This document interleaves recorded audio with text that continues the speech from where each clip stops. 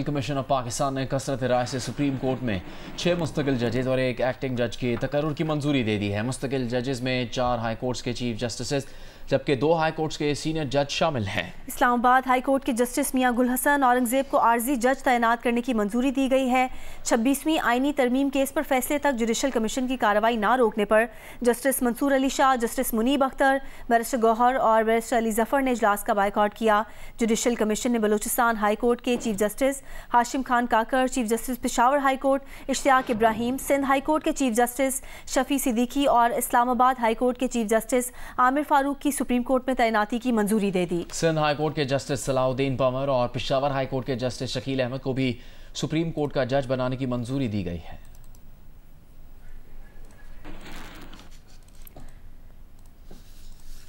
Senate में PTI के पार्लिमानी leader barrister Ali Zafar ने कहा है कि अगर आईएमएफ के वक्त ने जुडिशल कमीशन से मुलाकात की तो हम उन्हें सब सच बताएंगे। प्रोग्राम कैपिटल टॉक में गुफ्तगू करते हुए मुशीर वजारत कानून और इंसाफ बैरिस्टर अकील मलिक का कहना था कि आईएमएफ वक्त 19 वजारतों के हुकाम से मुलाकात करेगा, ताहम आईएमएफ को दीगर मामलात की बजाय सिर्फ मईशत को देखना चाहिए। प्रोग्राम में गुफ्तगू करते हुए सुप्रीम कोर्ट बार एसोसिएशन के साबिक सदर अली अहमद कुर्द ने अगली बार फिर एहतजाज के लिए इस्लामाबाद आने की धमकी दी है। Being the member of the judicial commission, क्या ये आपको मुनासिब लगेगा कि आईएमएफ वाले आके आपसे मीटिंग करके पूछें कि आपने कौन से अच्छे काम किए? मेरा ख्याल है ये एक आईनी इंस्टीट्यूशन के साथ वो मुलाकात करना चाहते हैं और वो मुलाकात की इजाज़त हुकूमत ने एग्रीमेंट में दे दी हुई है, तो कोई शक नहीं है कि वो मिलें और हम उनको सच बताएंगे जो भी सच है। किसी पाकिस्तान की कोई इसमें नुकसान नहीं है सच बताने में। ये वैसे सूरी तौर पे अच्छा मैसेज दे रहे हैं आपके आईएमएफ का डेलीगेशन जुडिशल कमीशन से मीटिंग करना चाहता है। ये डेलीगेशन सितंबर पिछले साल में आना था। वो 19 मुख्तलिफ मिनिस्ट्रीज़ और डिपार्टमेंट्स हैं जिनसे वो मुलाकात करेंगे। गवर्नेंस, रूल ऑफ लॉ और दीगर इशूज़ हैं उनको वो देखेंगे। उनको सिर्फ और सिर्फ जो इकनॉमिक फ्रंट है उसके ऊपर देखना चाहिए, ना कि दीगर मामला। हम फिर आएंगे और जब हम आएंगे फिर ऐसे नहीं होगा कि डीआईजी साहब मेरे सामने खड़े होकर के बात करेंगे। Doctor Zilaf Munir Pakistan business council की पहली खातून चेयरपर्सन मुंतखब हो गई। पाकिस्तान बिजनेस काउंसिल के बोर्ड ऑफ डायरेक्टर्स ने 7 फरवरी के इजलास में डॉक्टर जिलाफ मुनीर को चेयरपर्सन मुंतखब किया। इससे पहले वो काउंसिल की वाइस चेयरपर्सन के तौर पर खिदमात अंजाम दे चुकी हैं। Doctor Zilaf Munir English biscuit manufacturers private limited की मैनेजिंग डायरेक्टर और सीईओ है। इस हैसियत में डॉक्टर जिलाफ ने मकामी सनत और जिद्दत के फरोग के साथ साथ मुल्क में मुख्तलिफ सनतों के इज्तिमाई मफादात को आगे बढ़ाने में अहम किरदार अदा किया है। वो पाकिस्तान एडवर्टाइजर्स सोसाइटी की चेयरपर्सन भी रह चुकी हैं। पीबीसी की पहली खातून चेयरपर्सन मुंतखब होने पर डॉक्टर जिलाफ का कहना था कि ऐसे नाजुक माशी दौर में पाकिस्तान बिजनेस काउंसिल की क़यादत करना उनके लिए एजाज की बात है और ये कि पीबीसी हमेशा ऐसी पॉलिसियों की वकालत में पेश रहा है जो पायदार कारोबारी तरक्की, बरामदात में इजाफे और पाकिस्तान की सनती और मैन्युफैक्चरिंग सलाहियतों को मजबूत बनाने में मदद देती हैं। डॉक्टर जिलाफ ने मजीद कहा कि वो इन मकासद के हुसूल के लिए कारोबारी रहनुमाओं के साथ मिलकर काम करने की मुंतज़िर है ताकि पाकिस्तान के इक्तसादी मुस्तकबिल को मजीद मुस्तहकम बनाया जा सके। वज़ीर आज़म दुबई में ताजिरों और सरमायाकारों से इस वक्त खिताब कर रहे हैं। गहराइयों से शुक्रगुजार हूँ कि आप अपना कीमती वक्त निकाल कर यहाँ पर तशरीफ़ लाए और मेरी ये ख्वाहिश थी कि मैं आपसे अपने रुफ़क़ा के साथ आप सबसे मिलूँ और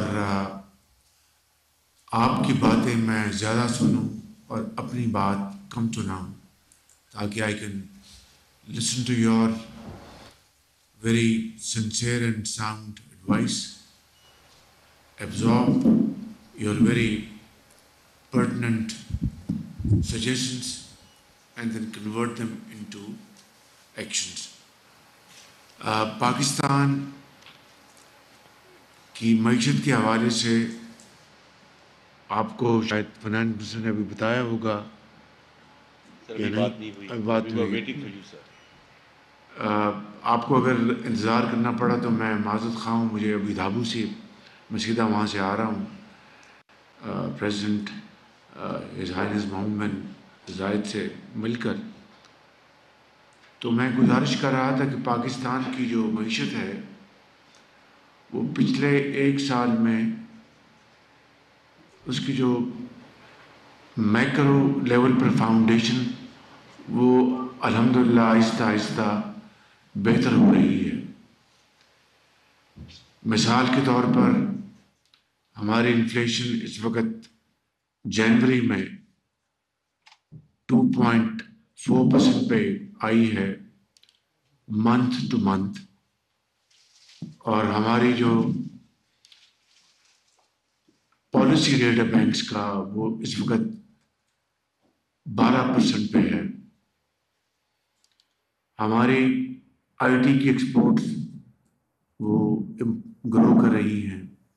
अभी आज मैं आ रहा था तो मुझे फाइनेंस मिनिस्टर ने बताया कि हमारी remittances in the month of January has touched $3 billion, which is by itself a record over the past many years. इसी तरीके से हमारी एक्सपोर्ट्स भी इम्प्रूव की हैं पिछले साल के मुकाबले में, लेकिन ये वो ब्रॉड इंडिकेटर्स हैं कि जो IMF के प्रोग्राम के बाद हमारी मैक्रो इकोनॉमिक स्टेबिलिटी अल्हम्दुलिल्लाह पाकिस्तान में एक साल में आई है, लेकिन the journey is long, tough challenges ahead, and we must keep on walking the right direction, and economic growth is now our target. Easier said than done. हमारे 3-4 मेजर एरियाज हैं जहाँ पर हम इकोनॉमिक ग्रोथ को speed up कर सकते हैं। एक है माइंस एंड मिनरल्स, ये जनरली G2G की ये कॉरिडोर है, इसमें UAE, सऊदी अरेबिया, इनके साथ हमारी बड़ी क्लोज इंटरेक्शन चल रही है, और अल्हम्दुलिल्लाह पाकिस्तान को अल्लाह ताला ने मादनियात के बेशुमार ज़खायर दिए हैं which run into trillions of dollars, मगर पिछली कई दिहाइयों से इसके ऊपर कोई खातर खा काम नहीं हो सका। लेकिन अब I can say without any fair of contradiction इसके ऊपर अब अल्हम्दुलिल्लाह काफ़ी पेशरफ हो रही है। दूसरा हमारा है इंफॉर्मेशन टेक्नोलॉजी का पोटेंशियल। यूथ हमारा एक बहुत बड़ा एसेट है। पाकिस्तान की जो पॉपुलेशन है उसमें 60% पॉपुलेशन वो 15 से 30 साल के दरमियान हमारे नौजवान बच्चे और बच्चियां हैं। उनके लिए अगर हम उनके लिए अगर हम प्रॉपर हम अगर ट्रेनिंग करें आईटी में, एआई में, उनको जॉब अपॉर्चुनिटीज़ के लिए उनके लिए मौके पैदा करें, तो they can really turn around our economy through this corridor information technology. इसके लिए प्रोविंशियल गवर्नमेंट्स भी बहुत काम कर रही हैं, और फेडरल लेवल पर हम भी पूरी तरह इसमें कोशिशें कर रहे हैं। तीसरा है एग्रीकल्चर। ज़राअत एक ऐसा एरिया है जहाँ पर पाकिस्तान को अल्लाह ताला ने बेपनाह वसाइल से माला माल किया है। Unfortunately and without going into any kind of political point scoring, the fact of the matter is that in the last many decades we have been decadent. Our per acre yield has been marginal. We did not introduce modern techniques and technologies to promote our production. We have 3-4 important crops: rice, sugar, cotton and wheat. इन तमाम इजनास में कई ममालिक हमसे आगे निकल गए, and unfortunately we have not been able to increase our per acre yield, and we did not introduce modern techniques, and that is one main reason that we have now lagging behind our neighboring countries in many ways. Next month, by the grace of God, we are dispatching 1,000 fresh agri graduates to China for training in agriculture in various fields.